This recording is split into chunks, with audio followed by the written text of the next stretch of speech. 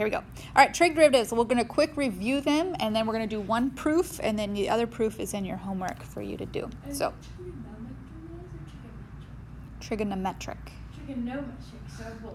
Yes, trigonometric. All right, so you've got the f of x compared to the f prime. So I don't remember who asked me the other day which one was the negative one, but anything that starts with co is negative. Cosine, cotangent, cosecant all have negative derivatives. So if f of x is sine of x, its derivative is cos of x. If it's cos of x, then it's negative sine of x. So anything with a co has a negative derivative. When we do antis, it'll go the other way. Anything with a co is positive when you do antiderivatives. So, something to keep in mind. Who remembers tangent? Secant squared. Good job. And then cotangent is negative cosecant squared. And then we've got what secant and tangent are. Secant and cosecant. So secant is secant tangent, secant of x, tangent of x. And although we technically haven't learned it yet, what comes after all of these derivatives would be the chain rule. Okay, yeah, the dx part. So technically after all of these, rule on dx would be a dx. Okay, we haven't officially learned that yet, but then cosecant will be negative cosecant of x, cotangent, and then the differential on that, which would be the chain rule. You only need Leibniz to prove sine and cosine. After that, you can use quotient rule and product rule to prove the other ones. So let's just summarize that again. Okay, these two are Leibniz proofs. Oops, I can't spell. Actually, you know what? We're going to do Newton. Easier for trig. Newton proof. I'll do one, and then the homework will have you do the other. And then these four are going to be quotient rule proofs. Because once you've proven sine and cosine using Newton, then you can use them doing the quotient rule. So let's look at how that's going to go. And so taking the sine, we'll just review how to do that. Prove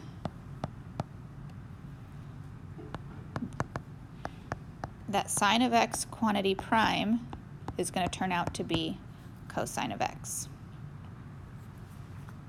And so the proof is that the sine of x prime is going to be done using Newton's limit. So limit as h approaches 0.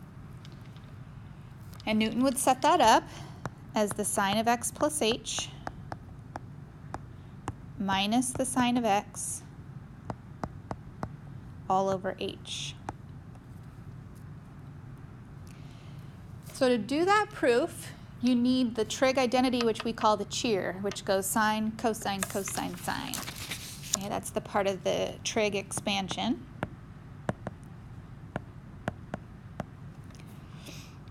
And so this would be sine, cosine, plus cosine, sine.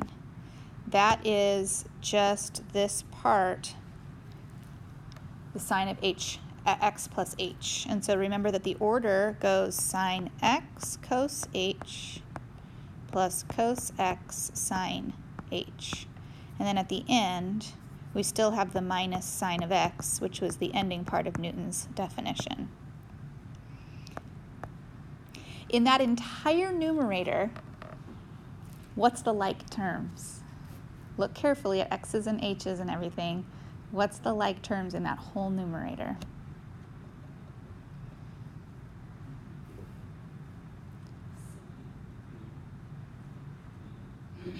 Do you see it? There's only two of one thing. Only one thing shows up more than once. There we go. Okay, sine of x is here, and sine of x is here. That's the only thing that is repeated. Everything else is unique. Either the cosine is wrong or the h or x is wrong. So those are the only two. So we call those like terms. So we're going to group according to like terms.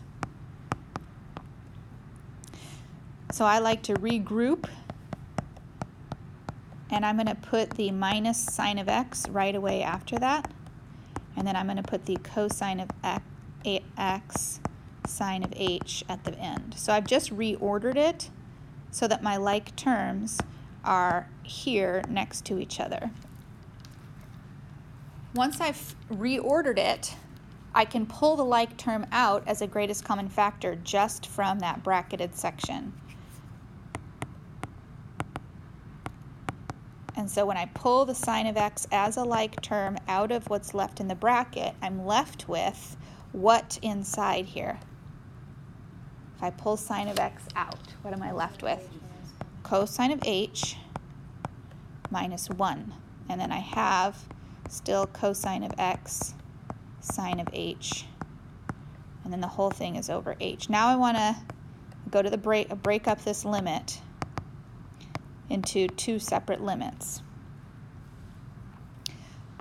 So I want to have the sine of cos of h minus 1 over the denominator of h on its own, plus a separate limit of the cosine of x, the sine of h, on its own. The reason I do that is so that I can break this up one more time into products. Oops, I'm missing a sine of x, didn't I? Sine here, right there, sine of x. You guys probably copied it right, but I better zoom in. Sine of x. There, I just missed my x. Okay, now I can break this up, and I can have the limit as h approaches 0. Now it's h. H is the thing that I'm worried about. So actually, I am going to pull the sine of x out to the front. And then the limit of h of 0 applies only to cosine of h minus 1 over h. You look at the variable. If the variable approaching 0 is only h, then the limit only applies to what has the variable in it. So what can I pull out from the second half of the question?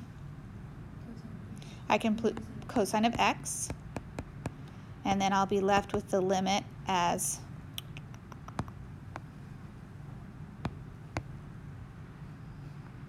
h approaches 0 of sine of h over h.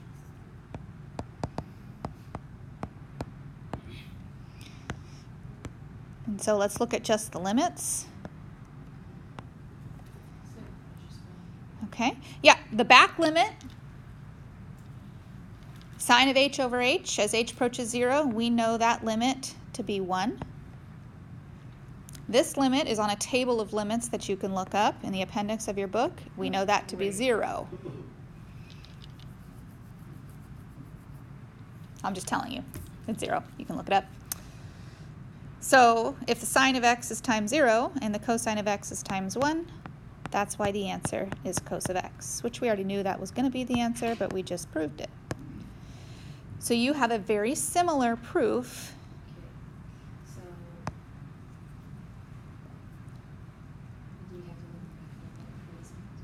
So you end up with like the exact same cosine of h minus 1 over h. Okay? You'll end up with that. So yours, you're going to have just be cosine at the beginning instead of sine. And what's the cheer for cosine? Cosine, cosine, sine, sine, sine. So what do you have to remember to change? That thing right there in the middle. Okay, so you have to remember to change that. Okay. If you're doing any other proof, you get to use the quotient rule. So for example, let's say we're proving cotangent. Prove that the cotangent of x prime, prove that that is negative cosecant squared of x. Prove that it comes out that way. You don't need Leibniz to prove it. You just need to prove it with quotient rule. And so you start it out this way. The cotangent of x prime would be equal to the cosine of x over the sine of x prime. Because it's a fraction, I can use the quotient rule, and I can say BA prime minus AB prime all over B squared. So that works out great for us.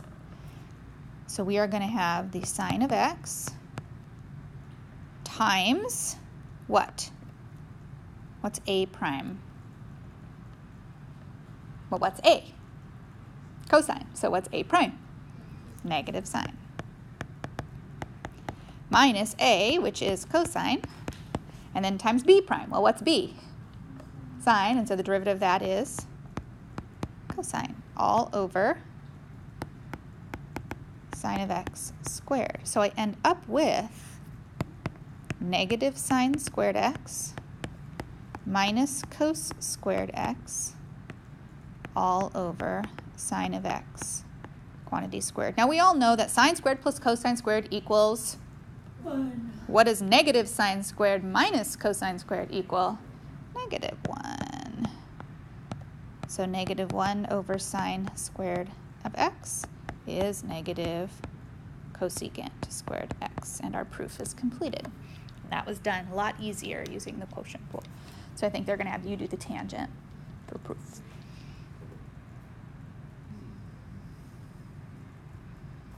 Okay. All right. Have a great weekend.